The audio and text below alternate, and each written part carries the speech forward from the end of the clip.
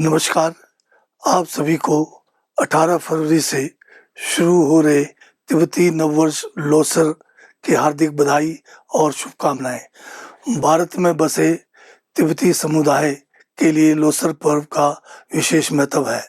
ये पर्व सांस्कृतिक पहचान, परंपराओं और एकता का प्रतीक है।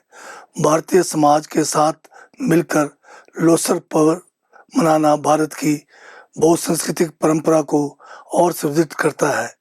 ये अत्यंत हर्ष का विषय है कि इस वर्ष लोसर पर्व को परम पावन 14वें दलाई लामा जी की 90वीं जयंती के उपलक्ष्य में करुणा वर्ष के रूप में मनाया जा रहा है।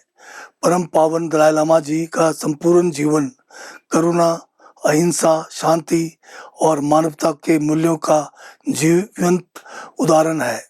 करुणा वर्ष हमें उनके उपदेशों को आत्मसात करते हुए समाज में प्रेम, सद्भाव और सह अस्तित्व की भावना को सुदृढ़ करने की प्रेरणा मिलती है।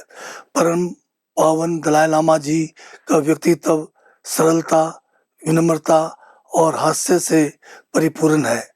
उनकी शिक्षाएं किसी विशेष धर्म या समुदाय तक सीमित नहीं है, बल्कि वे संपूर्ण मानवता के लिए मार्गदर्शक है।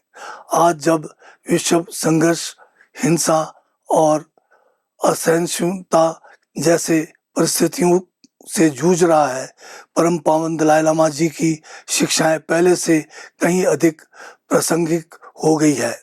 करुणा, सह अस्तित्व, आपसी सम्मान और शांति का उनका संदेश हमें एक बेहतर मानवीय और शांतिपूर्ण विश्व के निर्माण की प्रेरणा देता है।